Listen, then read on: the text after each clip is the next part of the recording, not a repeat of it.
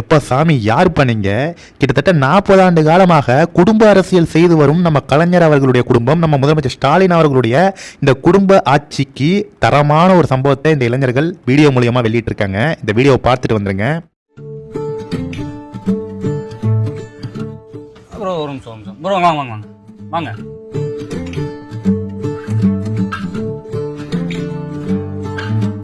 இன்னும் கொஞ்சம் இடத்துல போயிடலாம்.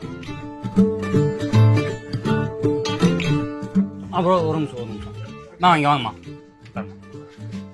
யோ என்னையா இவ்வளவு நேரம் நின்னுகிட்டு இருக்கேன்? யார் யாரையோ கூட்டு உட்கார வச்சுக்கிட்டு இருக்க? எங்களை பார்த்தா மனுஷன் மாதிரி தெரியலையா? யார் யாரோவா? எங்க எல்லாமே எங்க ஃபேமிலி தாங்க.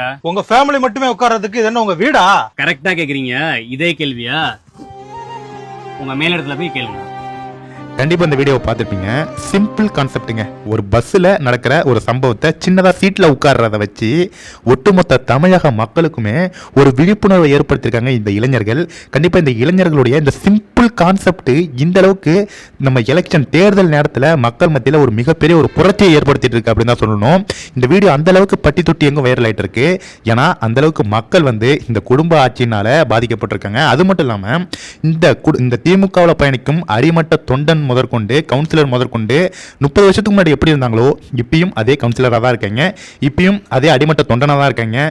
திமுகவுக்கு போஸ்டர் அடிக்கிறவங்க இன்னும் போஸ்டர் அடிச்சுட்டு தான் இருக்காங்க. யாருக்கும் அவங்க வாழ்க்கையில் ஒரு முன்னேற்றமே கிடையாது. ஆனால் உயர்மட்ட லெவலில் எம்எல்ஏவாக இருக்கிறவங்க அமைச்சராக இருக்காங்க. அமைச்சருடைய பையன் எம்எல்ஏவாக ஆகிறாங்க. அப்புறம் அவங்களும் அமைச்சராக ஆகிறாங்க. அவங்களோட பையன் எம்எல்ஏ ஆகிறாங்க.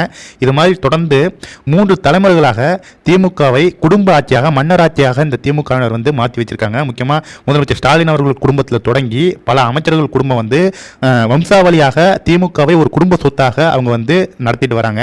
இதற்கு ஒரு முடிவுரை தமிழக மக்கள் எழுதணும். முக்கியமாக திமுக உள்ள அடிமட்ட தொண்ட உடன்பிறப்புகள் திருந்த வேண்டும். கண்டிப்பாக இந்த வீடியோ எல்லாருக்குமே ஷேர் பண்ணுங்க ஃப்ரெண்ட்ஸ். தேங்க்யூ.